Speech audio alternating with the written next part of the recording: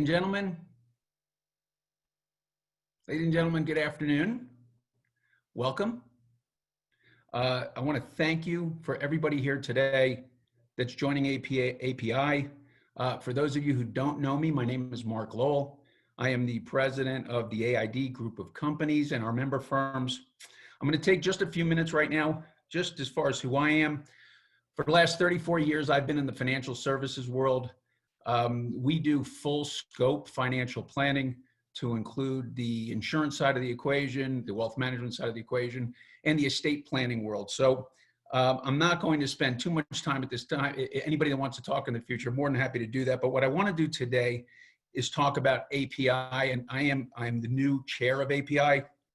So API has done, I've started giving to Federation probably 10 plus years ago. And when I did, for those of you who don't know, I never really understood all that was given, all that was done for our community. So just to give you a brief overview, our mission statement in and of itself: inspire philanthropy to invest in Jewish life in Broward County, Israel, and around the world by connecting people and igniting passion.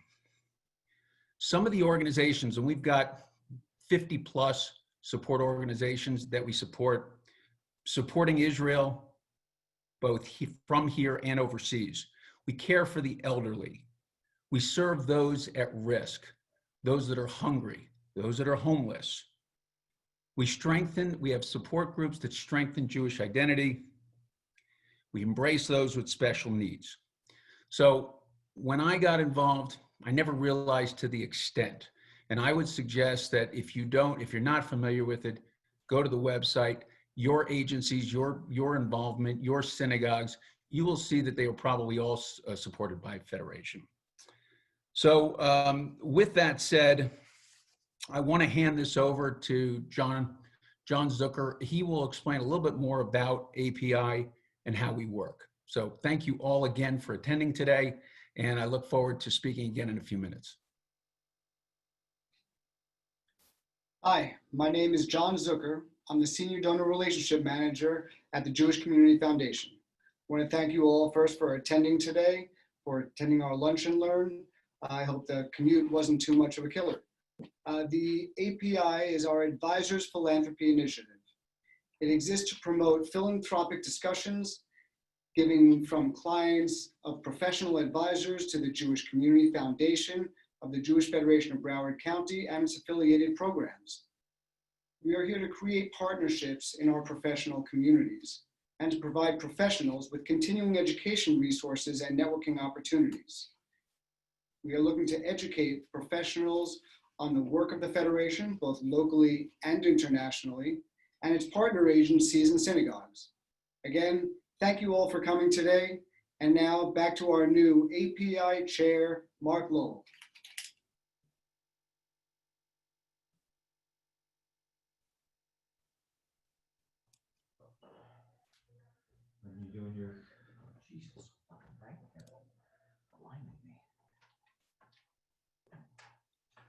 All right, I'm back. All right, so let me do this. We have a great program today.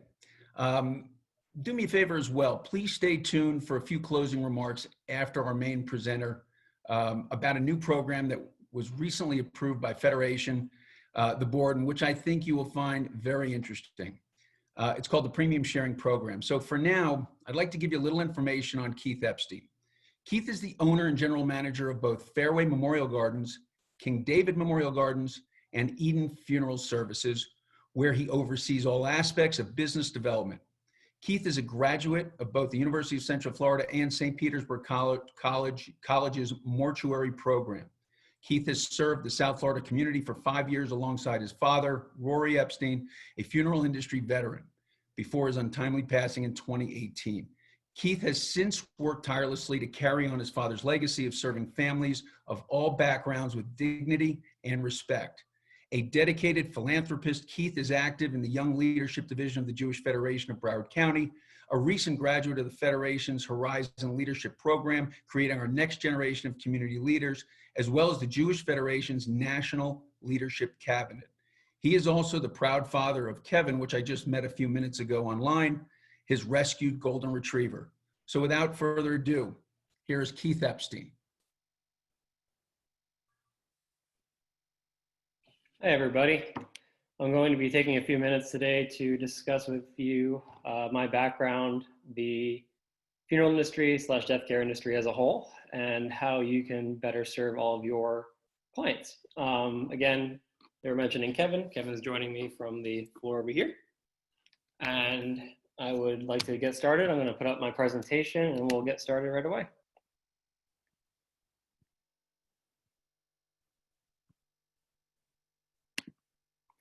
All right.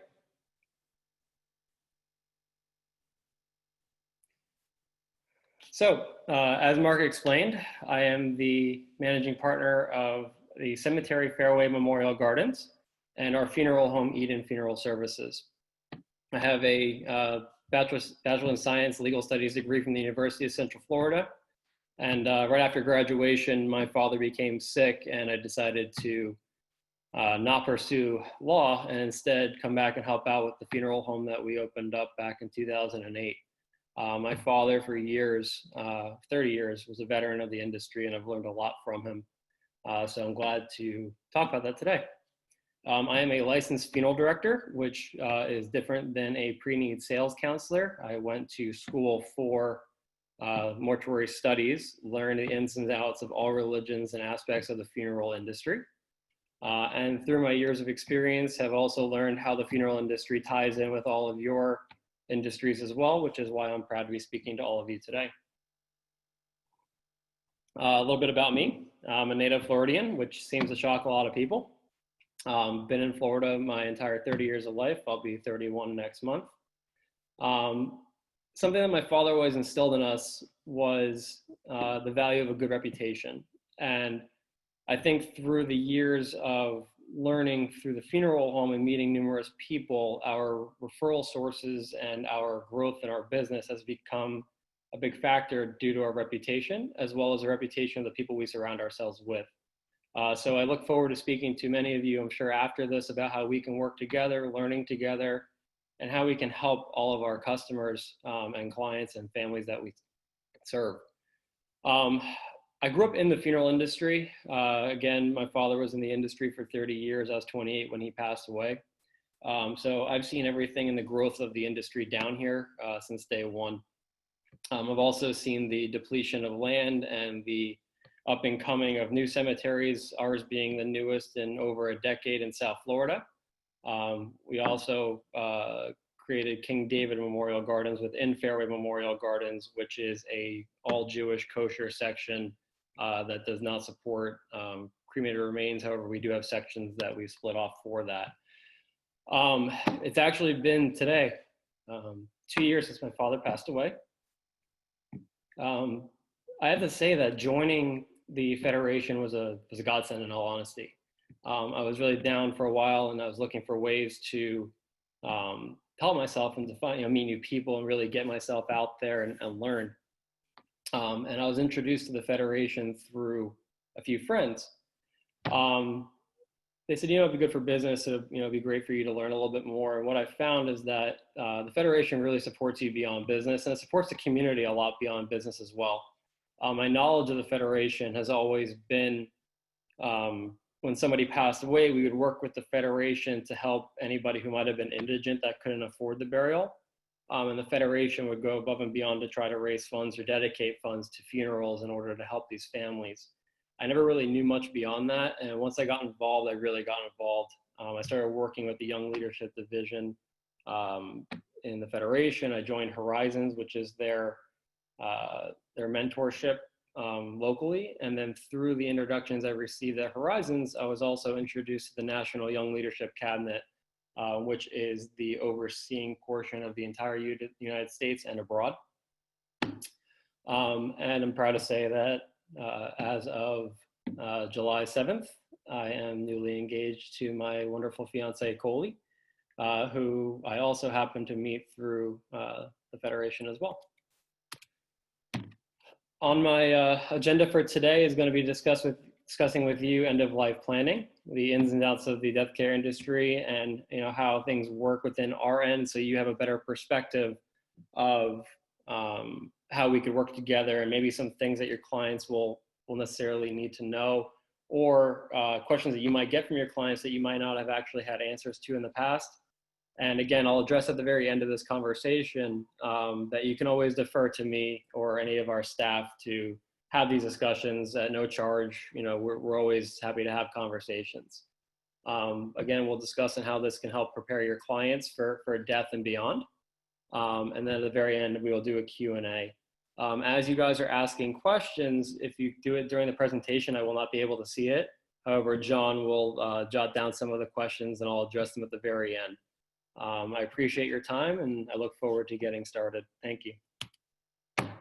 So, the industries that go hand in hand with the death care industry. Many of you are financial planners, estate and probate lawyers, you know, whether you're in insurance with your 215 licenses or I think it's 214s as well. Veterans Affairs, we work a lot with hospice, which is extremely important to our business to help the hospice nurses understand a little bit better of how they can help their families prepare before the time actually comes, considering hospice usually is a 2-week time frame before somebody passes away. There's a lot of other industries that we tend to work well with and maybe we don't speak enough to, but I do look forward to having an open conversation with some of you at the end of maybe things that maybe I didn't cover, or how maybe we can better each other's relationships with our clients. So what we'll talk about today in regards to the death care industry is going to be end-of-life planning. At time of need versus pre-need arrangements. I'll go into details of what those two mean because in our industry, those are terms that are used consistently across the board. And it's very important for your families to be aware of the differences between the two and how it can affect them, as well as for you to be aware of how it can affect your families by not having an open conversation about end-of-life arrangements. So we'll discuss why the end-of-life planning is important, what the different mechanisms are for funding funeral arrangements. We'll go into a little bit more detail there. There are a couple that I've left out of the presentation that I'm sure some of you are very aware of and I look forward to speaking about. But we're going to go into the details of the ones that are most used, as well as the ones that we see coming from families that maybe didn't have the proper education of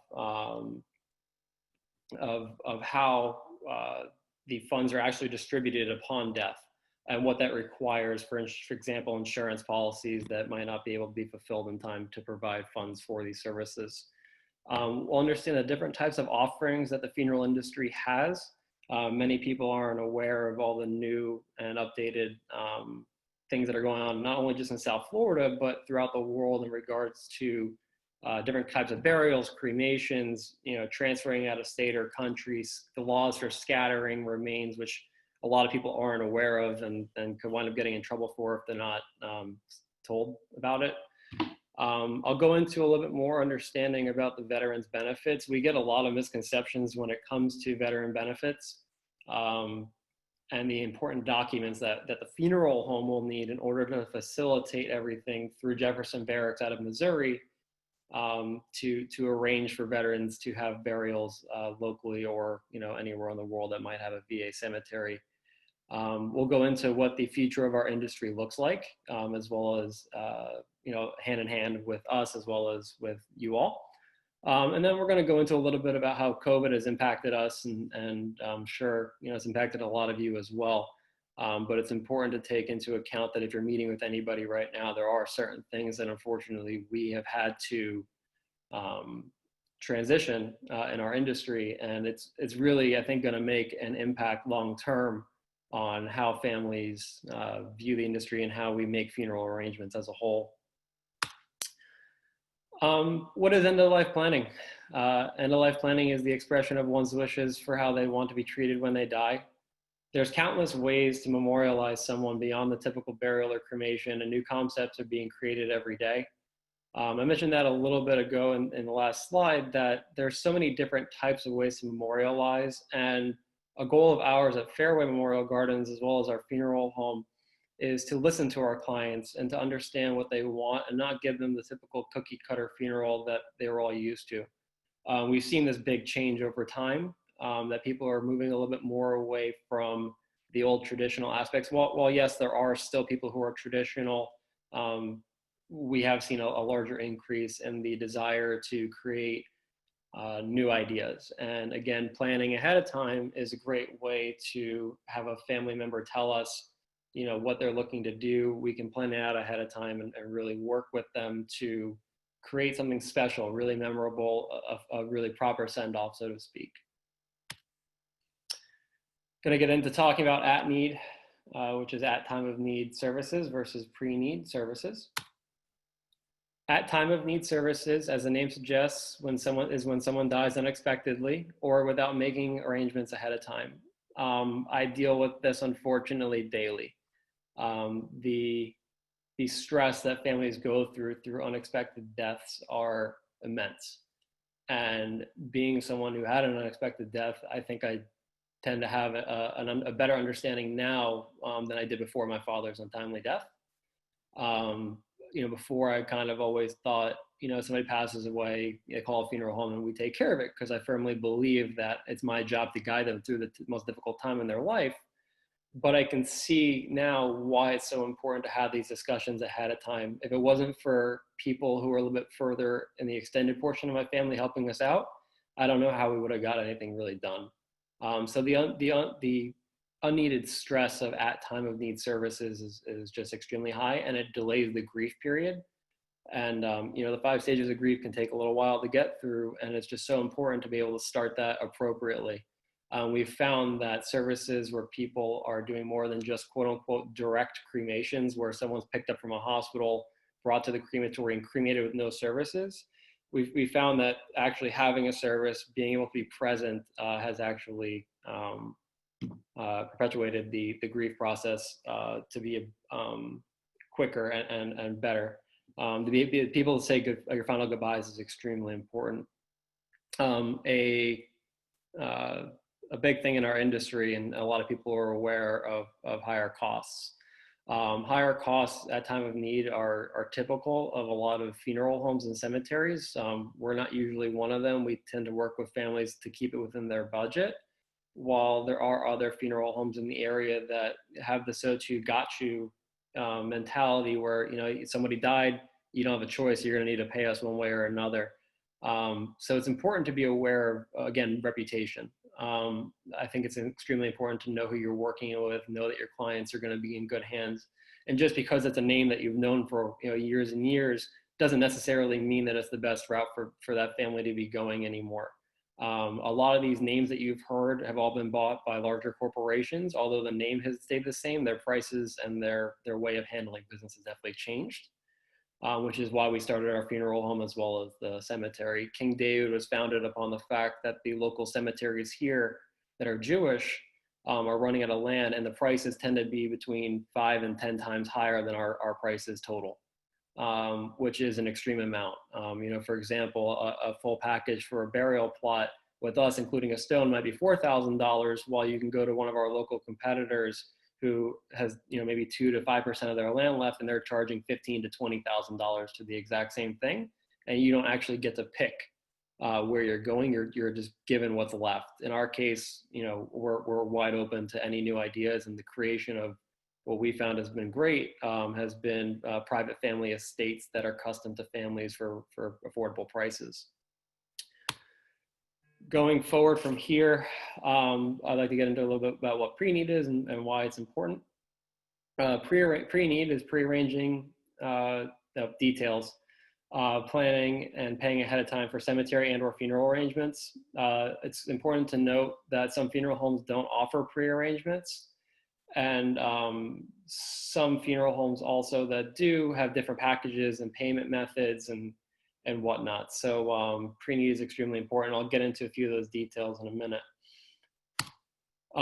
Why should someone plan ahead? That's going to be the conversation we're going to be having here. The importance of what you all do is the same thing, right? People are planning ahead for their demise, knowing that eventually things are going to have to be taken care of to help their next of kin or anyone afterwards, or even beforehand, whether it's setting up insurance policies, whether it's setting up anything with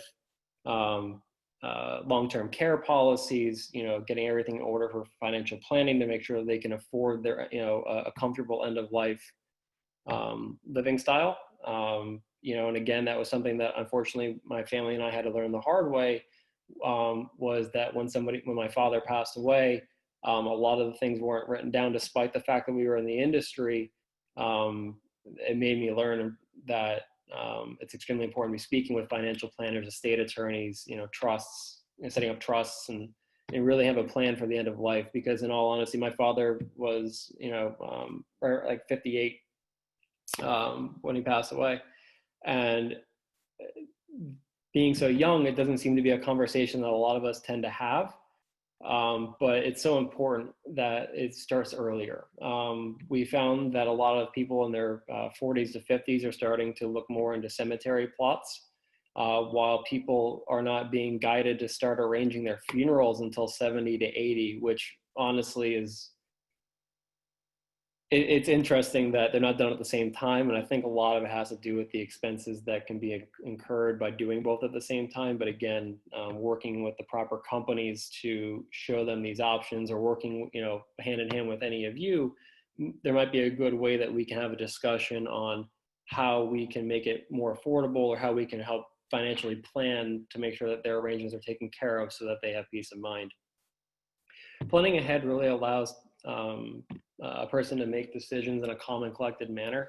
One thing that, again, as a funeral director, I've sat with thousands of families who have lost someone, unexpectedly, and it's never calm and collected. It's always panic. It's always, are we making the right decisions? Are we speaking to someone we can trust? And that honestly has been a big factor in our funeral home, is that, a lot of people feel trust with me and our staff because of how we speak to them. And it's so important at a time of death that we focus on their needs and not necessarily the upsells or anything like that. Our focus is really to help them understand what their options are in a really chaotic time. So planning ahead will definitely help them make these decisions and educationally, and they can go home and talk about these things with their loved ones and make sure that everything is put out there the way that they want it. Again, a term that families like to use, that they're shopping around. And the reason they're shopping around is, one, my funeral home and then the funeral home next door and the funeral home next door to that can have 3 different prices, 3 different offerings, and a billion different, options that we can offer them. The difference between us and other funeral homes is that our funeral home and cemetery happen to be on the same location. So it makes it easier for families to come to one spot to discuss all these needs. Not every cemetery has a funeral home, and not every funeral home has a cemetery. In fact, only a handful of cemeteries have a funeral home on their property. And out of the funeral homes, the cemeteries and funeral home combinations, I believe that we might be the only one that's independent that hasn't been purchased by a larger corporation. Just an interesting fact. A lot of times it's the ones that are sought after the most, but we take pride in our ability to stay independent. Moving forward, the families are able to express what type of services they want, so their families aren't left guessing during their time of grief. I can tell you again, a lot of times families will come in ahead of time and they'll say, I want to be buried with, my purple jumpsuit, and I want a pink casket, or I want to have my train track set up in the funeral home, or pinball machines or whatnot. And the ability to express that is so important for a lot of these families. And then at the time of death, a lot of families are struggling to say, how can we honor our loved one properly? And then the last thing we want is for them to do the funeral, because just like a wedding, you only got one shot. Well, I guess unless you're divorced, but you don't have a second wedding. But in all honesty, we only get one shot at funerals. So doing it right the first time is extremely important. And we don't like to have families second guessing whether or not they should have done more. So it's also difficult for us to say, hey, tell us a bit more about, mom or dad, or, your brother, your sister, any of your loved ones. And then to try to direct them in a way that they'll memorialize them in the best way possible. So it's a lot easier if we can have that conversation ahead of time. Uh, when someone makes pre-arrangements in the state of Florida, depending on the mechanism they choose, prices can be locked in at today's prices, at today's costs, and protect against inflation. I'll get a little bit more into that going forward in regards to different kinds of mechanisms, but it's important to recognize that the state of Florida has a consumer protection fund, and that consumer protection fund happens to pair with our trust funds that a lot of funeral homes use. And it's important to know and note that a lot of these funds are protected even if a funeral home goes out of business, and it gets reassigned. I'll go a little bit more into that in the future. A lot of the most important things, or the families that tell us the most important fact of why they're doing these pre-arrangements is for peace of mind, knowing that it's been completed and that their kids won't have to worry about it someday, and that the finances are taken care of, and that when they walk out our door, they know that it's just one phone call. They'll receive the contract, they receive, emergency cards, they receive the information they need to call. And a lot of times it's funny that, families will call us 10, 15 years later and say, I just want to make sure you guys are still in business. It's been a long time. And it's really great to be able to tell them that things have been going really well. And, unfortunately for us, but it's nice to be able to say to them, you're still okay. Things are still in order. You have nothing to worry about. We're here for you. And the peace of mind that they get from that is second to none. Payment options are also only available for those who plan ahead. There's a lot of reasons for that, but I'll get into those a little bit further later on. For pre-planning, you're able to put down a down payment or pay a premium monthly and pay it out over X amount of time, depending on the size of the contract, to be flexible to the budget. But when somebody passes away, the funeral home and the cemetery need to be paid in full, because there's no right of recourse for us. We can't undo a funeral. All right, types of mechanisms.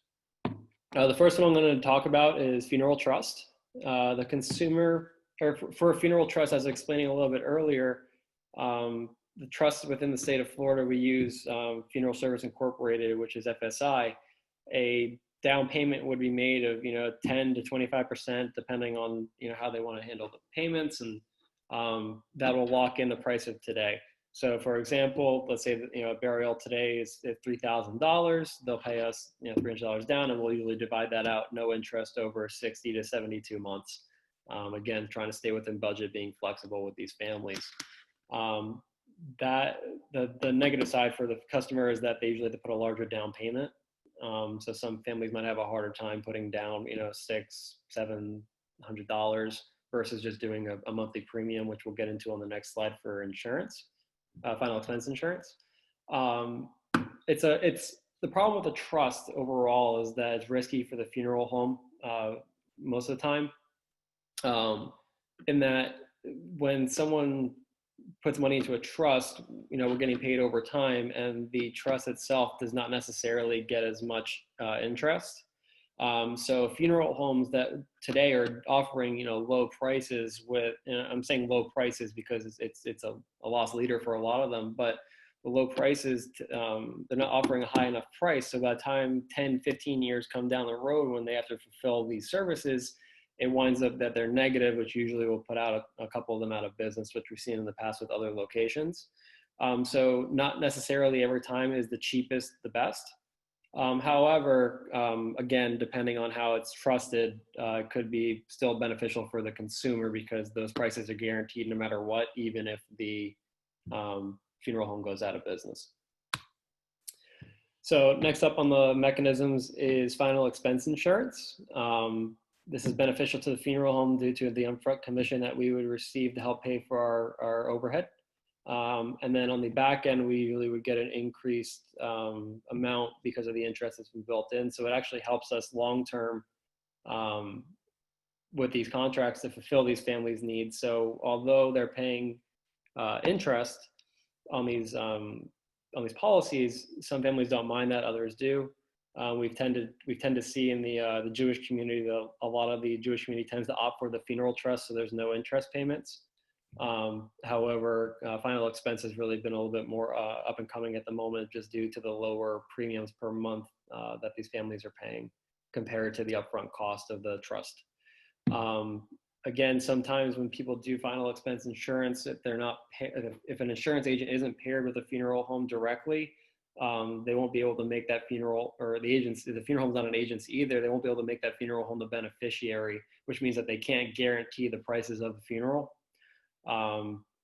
Again, I had my 215 license. I've sold plenty of final expense insurance as well.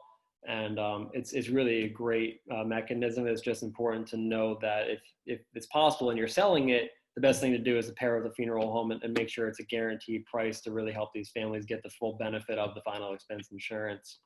Not just throwing out a number of $15,000 for a policy, not knowing that a funeral is actually $20,000, which we've dealt with quite often, where someone might go out and say, okay, here's what we think the costs are going to be in the future. And it's 15, maybe it's 15,000. And they come in and they only have a policy for 7, which again hurts the families and takes away the importance of the pre-arrangements. Again, when final expense insurance is being sold, another reason it's important to work with a funeral home is because we know the questions to ask ahead of time is not just about the payments that are being made and the funding of the funeral itself, but getting the information we're going to need from the families ahead of time so that we can file a death certificate. It's our job, and as funeral home, and we are licensed to do so, and we're the only ones with access to file death certificates. So when families come in and they have insurance policies, but they don't have the information that's necessary to file a death certificate, that can delay the funeral quite a bit. And on top of that, it can also delay any kind of life insurance policies and anything they might have had, because you can't get the payments on the life insurance policies until you have a death certificate. So the last one, life insurance. We don't recommend doing it. I think it's great. Life insurance is really good in a lot of ways to help families, but in regards to funding funerals, it's really a nightmare for a lot of families. Life insurance is often portrayed as something that families can use to pay for funeral arrangements or cemetery plots. However, most of us won't accept them because we can't do a burial or without being paid. And a lot of times, a lot of these insurance companies take months to pay out, and sometimes it winds up going through probate. So, the families want to have to put up all this money up front, and it kind of defeats the purpose of why this policy, was put into tact in the first place. So it's just, and it also doesn't guarantee the prices of today versus the future. Again, just something to keep in mind that when you're looking at doing life insurance policies, it might not be a bad idea to also refer to a funeral home to help them lock in the prices for today. Going forward, what is the difference between a funeral home and a cemetery? I get this quite often. It's a huge misconception. We get calls all the time at the cemetery looking to arrange funerals, and we get calls at the funeral home looking to arrange cemetery property. They're two different businesses, really. Yes, they coincide, but they have different priorities, I guess would be the way to put it. In regards to a funeral home, the function of the funeral home itself is to fulfill the wishes of the family, right, and the deceased. So when someone dies, we're the first point of contact, not the cemetery. Sometimes the people will call and tell the cemetery, my loved one's passed away. The cemetery has to refer back to the funeral home. The cemetery is not able to bring anyone out of the hospital or wherever they might have passed away to begin the process for a funeral. The funeral home is responsible for doing that under state law. So starting off, when someone passes away, we'll initially get the phone call letting us know the person passed away. We then send our staff to a location of death and bring them into our care. We'll begin discussing the arrangements with the family. And again, if the pre-arrangement's already taken care of, we know exactly what to do. We can get started right away, and that we don't have a billion questions for the family, which makes it a lot easier. It tends to be just a matter of sending an email or maybe like a 30 to an hour long meeting about here's what your loved one's wishes were. Everything's handled. Just bring clothing in, and perfect. No issue. We got this taken care of. You just worry about you and your family. Going forward, we then are responsible for filing a death certificate with the state. We also file it with the county, and we also notify Social Security. All this goes through our electronic death registration system, which coordinates everything between the doctor, the medical examiner, the state, and again, Social Security. Having Social Security numbers on hand is so important. I would say probably 60 to 70% of families don't know them right away, and it winds up delaying, a day or two. So just, again, when you're making arrangements with your families, in regards to estate or whatnot, I guess, if there's a way to put a lot of this important information that's needed on the side, that's fantastic. I've met with a few estate attorneys, probate lawyers who have those, like the wishes book and kind of the outline of what's going to be needed. But it's important also to speak to a funeral home and make sure that the information in there is what we need in Florida, because a lot of them are just kind of for the entire country. And, what we need in Florida is not the same thing that we would need in New York or California. We would then go forward and arrange these services for the deceased, prepare the remains, whether through embalming or makeup, dressing, casketing, whatnot, or begin the process for cremation. We also transport to the cemetery, and we also are responsible for arranging funerals for the veterans. We're the only ones who can call to set up those services. The function of a cemetery is a place for the interment to take place, as well as memorialization for the deceased. It's a place for family members to go and visit. A funeral home will coordinate with the cemetery to arrange the date and times for the service based on the availability the cemetery has. Some cemeteries provide a place for indoor services such as viewings and catering. We happen to be one of those places. A lot of the smaller locations or older might not have those offerings. And a reason that we decided to move towards doing everything in-house and catering and whatnot is that families are choosing more and more for in-home hospice care. And they don't really want to, and a lot of them also live out of state, so a lot of them don't want to come in to have to try to clean up the house, to have people back for Shiva or whatnot. They're starting to do more at the funeral home. So as I said, we provide all this in one location versus the freestanding funeral home who has to contract with the cemetery. Fact, cemeteries eventually run out of land, and as the land begins to diminish, this will cause an increase in prices and limited selection, supply and demand, right? So in order to open a cemetery in Florida for profit, is there a 30-acre minimum requirement, which, as many of you know who might be living in South Florida, there's not much land left, and the land that is left that's that size usually is going towards building homes. So we know that in a couple of years, when all these other cemeteries tend to be running out on land, we are in a prime market to help all these families with lower cost options to help it be more affordable when they're still looking to bury. Types of funeral arrangements. We'll get into that in a second. There's burial, the act of interring human remains into the ground. A lot of times, and I'll get into the next slide in a minute, it's a misconception between burial and entombment. Burial, again, is in the ground. Entombment is into a mausoleum, which is in an above ground space to be interred. Burial options, there's a lot of options that come with burial. Services at the funeral home or house of worship before the burial tend to be a large, or tend to be a favorable service for a lot of families. Whether we're going into synagogues or going into our chapel on the grounds to have the service indoors has been great for families because you're not standing out in the heat or you don't have to worry about rain. Of course, I'll get into this later about COVID and how that's affected things lately. It also allows for viewing of the remains if people wish to have a viewing or to say their final goodbyes in private, whether it's directly before the service or,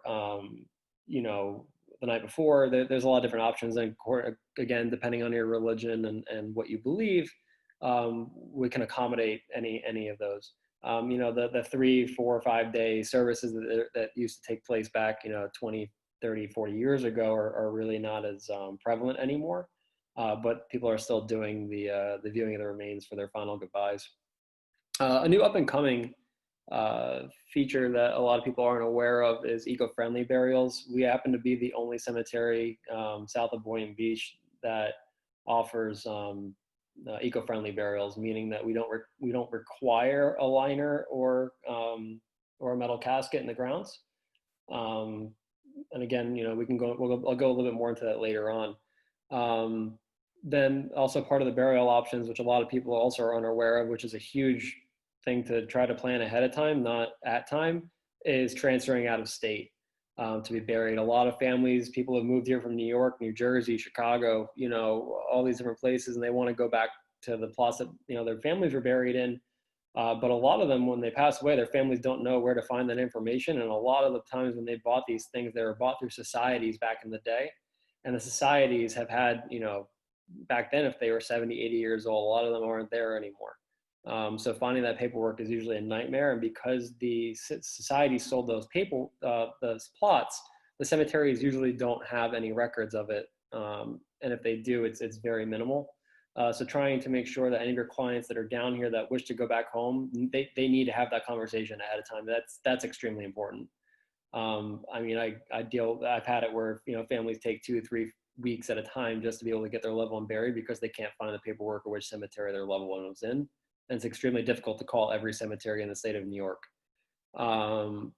Also, a good question I get all the time is, can anybody be buried with their pet? In the state of Florida, you're allowed to be buried with a pet. The Fairway Memorial Gardens is the only cemetery in Florida that offers a pet cemetery within our property, as well as the ability to be buried with your pet. So if that's something you wish, we're definitely a place for families to do so. We've had a lot of families who are Jewish that decided that they wanted their dog to be buried. So, their dogs have Star of Davids on their headstones, and we have cats, dogs, many different animals. Again, also the pet cemetery is completely not offsite, it's off to the side from all the other plots. So if you're being buried in a cemetery, you're not being buried next to a dog unless that's in your own plots. Next up is entombment. Entombment, I apologize. Hey, that was my dog, Kevin. Entombment is above ground crypt. So a lot of people, I'm sure, have seen when you go to a cemetery, the buildings that are there that, all the names are on the wall, that's called a mausoleum. Each individual space is called a crypt. And then there's areas for cremated remains, which are called niches. Cremated remains can be buried in the ground, same headstone, same plot, look-alike. Some people just prefer to be cremated and then buried. We do that as well. But in regards to the entombment is becoming more prevalent because it tends to be a very good way to minimize the services needed. So you don't need a headstone. A lot of the time, the mausoleum is it's including the inscriptions and whatnot. Again, you can still have a viewing. Embalming is usually required for these services. There's different types of mausoleums. There's the outdoor mausoleums, which every other cemetery seems to have. And then there's indoor mausoleums, which we provide, which is indoor air conditioned. So when families come to visit, they're able to be in a controlled environment, so they're not worried about the summer heat or the rain. And then another big thing that a lot of families have been asking about is custom private mausoleums, which is usually a mausoleum that would be for their entire family. Cremation in Florida is about 70 to 75% for the rate of deaths. Mostly because of the affordability and again, going back to the eco-friendly mindset. Cremation is the disposition of a body through combustion, usually flame. There's also something called alkaline hydrosis, but it's very rare, and I think there might be one place somewhere in like Northwest Florida that has it, but it's extremely expensive. Cremation takes between 8 and 10 business days to complete due to the red tape we have in Florida, while burials can happen right away. The reason it takes so much longer is that you can't undo a cremation if a cause of death is flagged as something that might not be true. So until the medical examiner is able to approve the fact and the cause of death that the doctor provides, we won't get an approval. There's different types of cremation options. Again, we have the typical traditional cremation, which is just like doing a burial, a viewing and a service. Except that it's followed by cremation versus being followed by burial at a cemetery. Viewing of remains is still possible. Embalming, not required for cremation unless you're having a public viewing. And then, as I mentioned before, you can still either bury or a niche is what we call it, an urn into a cemetery. And some religions actually require it, such as Catholicism. Part of the Catholic transition to cremation was saying that if you're going to be cremated, you should still be buried in a cemetery. Did you know the chamber a body is cremated in is actually called a retort? The retort will reach 1800 degrees in order to cremate human remains. A little fun fact is that the largest person has to be cremated first due to the increase in heat from the oils of body fat. It can actually wind up damaging the internals of the retort. And a huge question I get literally daily is that we do not cremate bodies together. They are all cremated separately. That is a state law, and it's a felony if you were to do anything different. I'm going to go into something I was talking about a little bit earlier that's very important and a huge misconception, is the benefits that veterans are entitled to. In order to qualify for VA benefits, you must either retire from the United States military or be honorably discharged. If you're honorably discharged or retired, you have to have the discharge paperwork. And a big misconception, again, on the paperwork is that people give me the certificate, which is like the two eagles on it saying that they're honorably discharged, but there's a real paper called the DD-214 that is extremely important for you to make sure that your families are aware of when you're working with them, that they have that set aside somewhere or a copy of it within your files, because we can't do anything unless we have that exact paper, and it takes 2 to 3 weeks for us to get a copy of it from the government if we don't, and that's with a rush.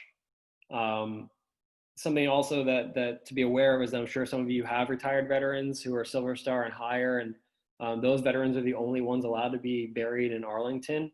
Not every veteran gets to be buried in Arlington due to lack of space. I'm currently working on a case right now with a friend of mine who lost his father, and right now booking a service at Arlington National is like 3 to 6 months out. And due to COVID, we're looking closer to a year before the burial can take place. So we actually happen to be the only cemetery right now offering temporary entombments for loved ones at, like $1,000, which is nothing to hold the body for 6 months or longer until we're able to ship up to Arlington. No one else is currently doing that, and it's been a big help to a lot of these families who were feeling pressured to do the burials right away, and not be able to have the 21 gun salute and whatnot. Depending on where a veteran dies also is going to be, and what their rank was is also going to determine their benefits. If a person dies within a VA hospital, then they're entitled to certain financial help from the government, which they have to apply for. Now, if they don't die within a VA hospital, then usually majority of the time they're not entitled to any of that money. And we wind up having to have that discussion with them because they were misinformed. So just keep that in mind, and we can talk about that a little bit further on a separate conversation if you'd like. Other big misconception is that the cemetery is for their whole family, and that's not true. It's only for themselves and their spouse, and if they have a dependent child under the age of 18 that passes away. And the funeral home charges are not included. It's just the cemetery space. So they still have to pay for a funeral home to get them to the VA cemetery. The one we have here in Lake Worth, we still have to have a funeral arrangement taken care of before we can walk into the cemetery. And the funeral home is responsible for putting that all together. So what is the future of the death care industry? It's very interesting to see where I was 8 years ago when I first started to now. And the progress of things that I've seen.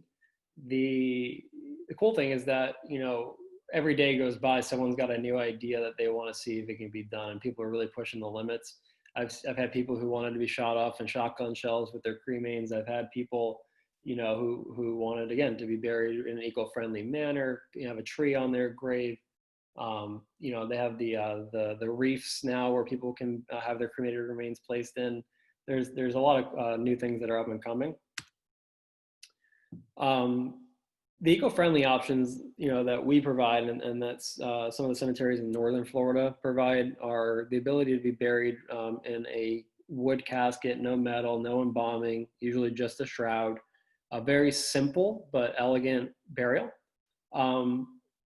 It's interesting because a lot of the reasons that eco-friendly burials have taken a longer time down here was because the larger corporations and the larger cemeteries who have purchased these lands, the land actually winds up producing more plots when you use liners in the ground. So a pre-vaulted area of, per acre can get, let's say, 1,500 people buried versus when you don't do that, it typically tends to be 1,000 or less. So the liners, a common misconception of the liners is that they're required by state law. They are not. They're really just a way for cemeteries to make sure that the land is intact to avoid grave collapse. So something we do tell our families, that if you do choose an eco-friendly option, there is a chance for a grave collapse, because eventually the pressure from the dirt above the casket will eventually collapse once the body decays and the casket decays. Other eco-friendly options, again, would be, a lot of people will be cremated, and then they'll either be scattered or scattered at sea. When you're scattering at sea, the law is that you have to be 3 miles out into the ocean. A lot of families aren't aware of this, and a lot of people aren't aware that you can't just scatter anywhere you like. A lot of people tend to go to Disney World, and that's a good way to get on the ban list. So just be careful about those kind of things, especially if you're telling your clients that they could just scatter. Again, we offer services to scatter for the families. It's $125 for us to bring the remains to, to the right level. We have to register with the EPA and do everything the right way. We also offer scattering on our property in a new area that we're building called an ossuary.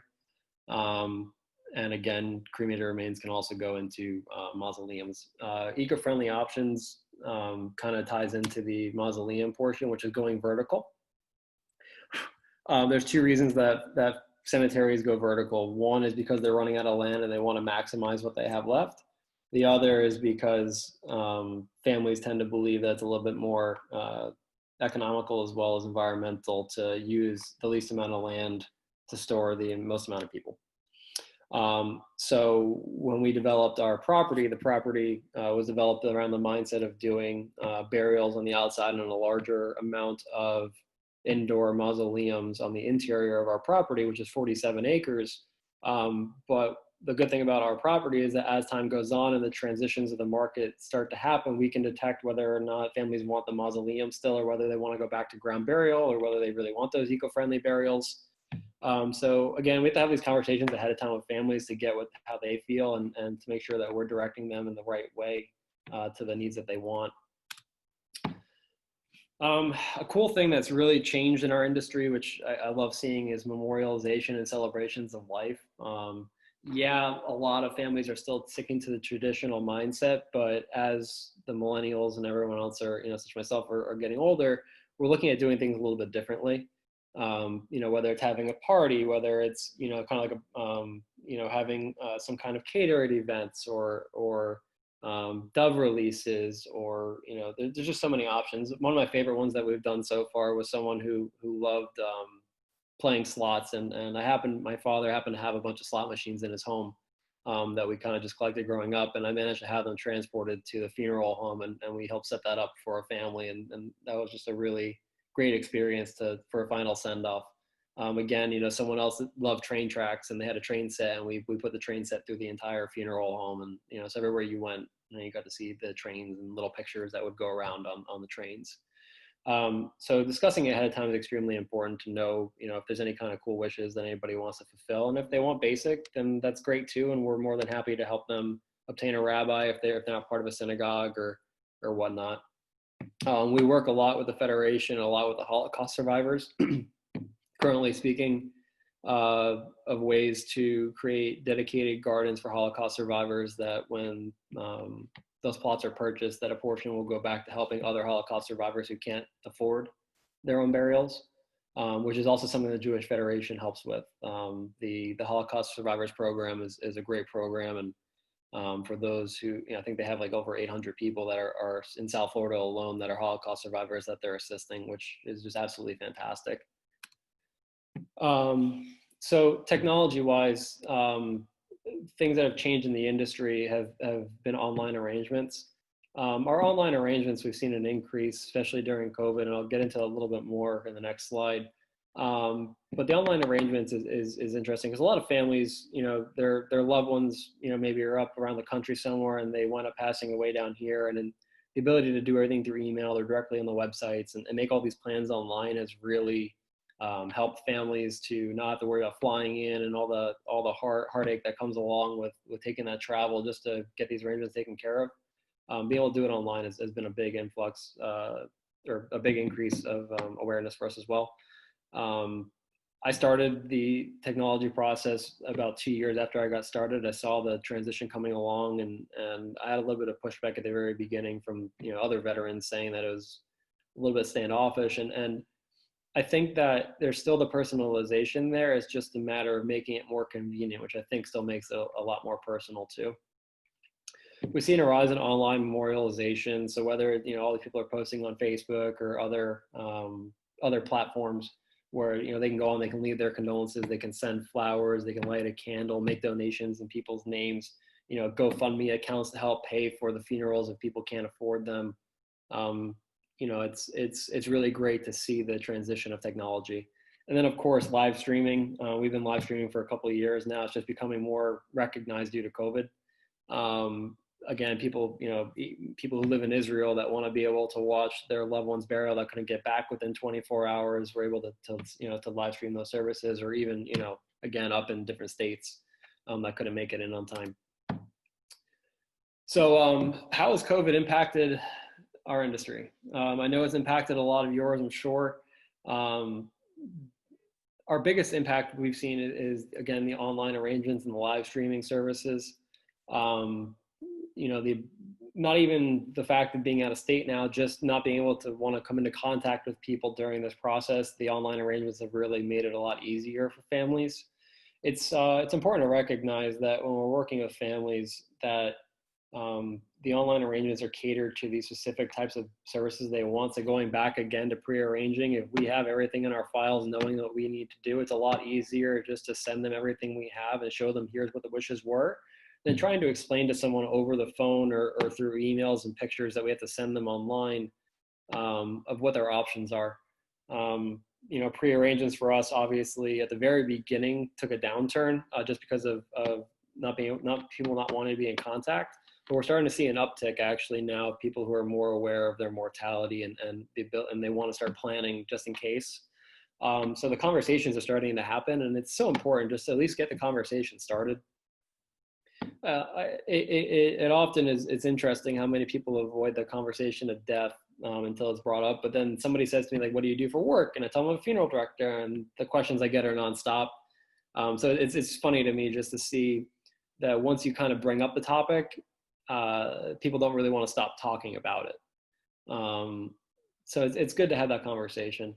Something that we've seen, again, has been smaller services. We've had to restrict services at the very beginning to 10 people, 30 people if we're outdoors. And services have really gone more towards graveside. We can't really do the big chapel services at the moment. We can't go to synagogues, you know, as we used to. And it's been very difficult for families not to have the same goodbyes that they would have been entitled to originally. But now, due to that, we've been working with families to delay services. So although maybe we'll do the cremation, or we'll do the we'll do the cremation and we'll do the service later on, or we'll do the burial and we'll do the service later on. That's not an issue at all. You know, a lot of families they're not happy about it, but they're happy to know that we're willing to accommodate to do these things when we're able to. Again, going back to the VA service that I'm dealing with Arlington, it's a very difficult situation with them. I'm on the phone with them every week trying to update them, but nothing's really been changing. And we don't see anything really changing in the industry for you know, at least a couple of months. The sooner that we can have these larger services, the better, and the more we can support our families in our community. How can you help your clients prepare? It's really simple. You just have to start the conversation. Talk to them. You're already talking to them about how they're going to plan their finances. You're talking to them about how, you know, maybe they want to look into long-term care, how everything's going to happen after death, you know, where all the money's going to go. But it seems to be that the conversation of death itself is often looked over, even though you're discussing everything around it.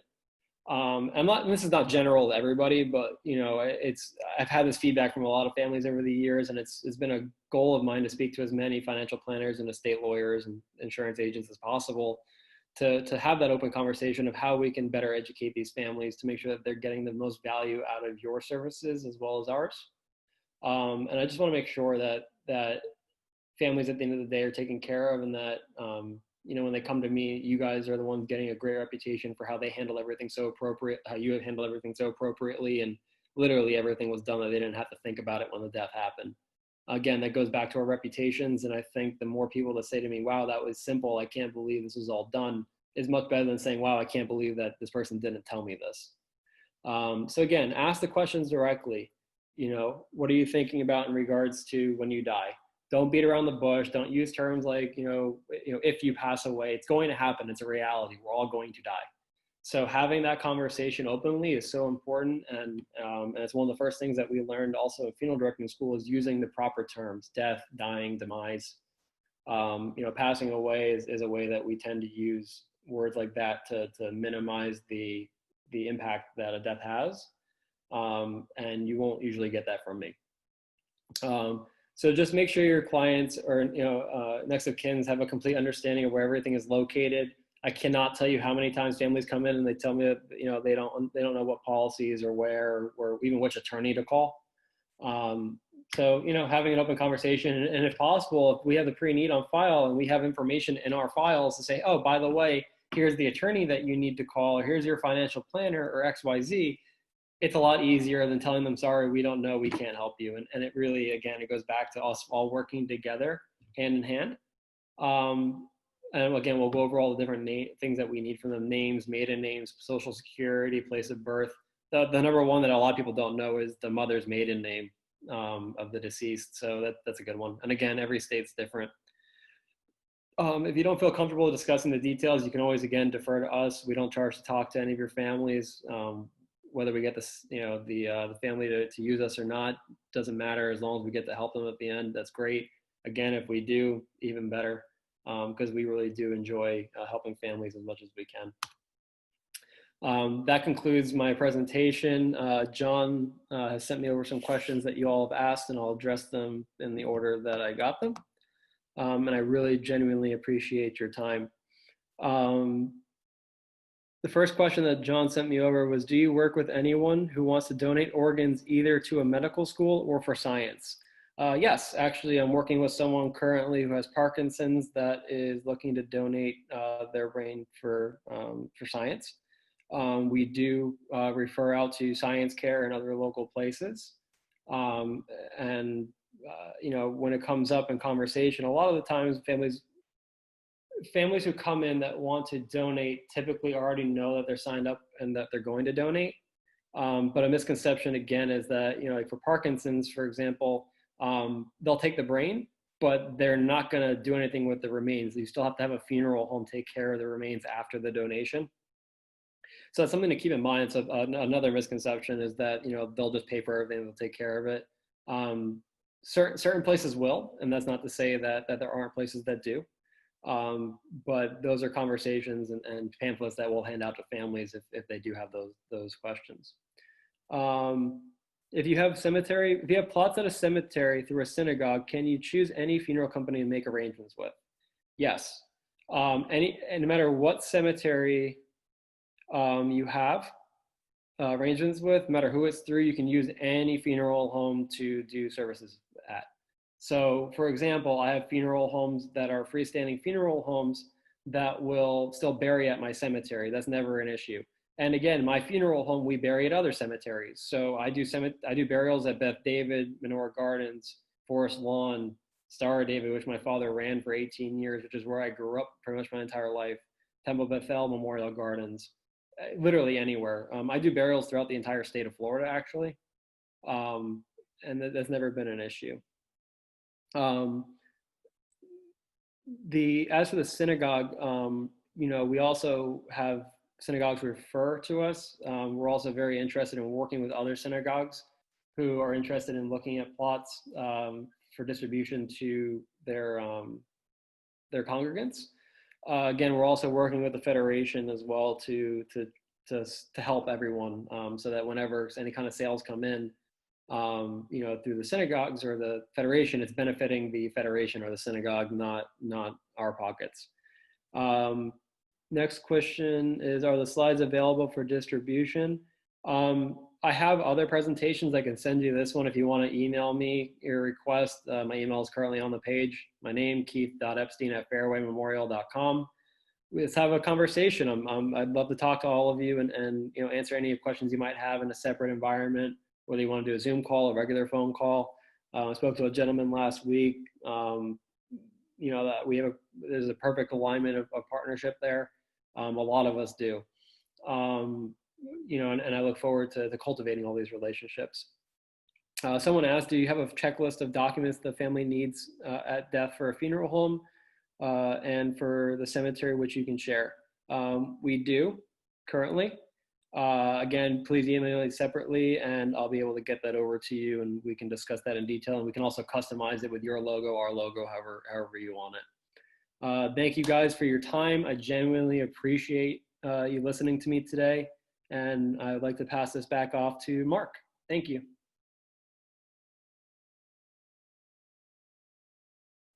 I am sorry for the delay. I'm a little old, so technology not firsthand for me. So Keith, listen, great information. Thank you so much. I think it's important for all of us to know. I also want to thank you both personally on behalf of Federation for being a loyal $25,000 a year, multi-year corporate partner for our organization. I can assure you your contributions are and will continue to be invaluable. Let me mention a few words to all of us here that are in the estate planning and financial planning world. Estate planning should always include a discussion of final expenses, in my opinion. Hold on. Huh.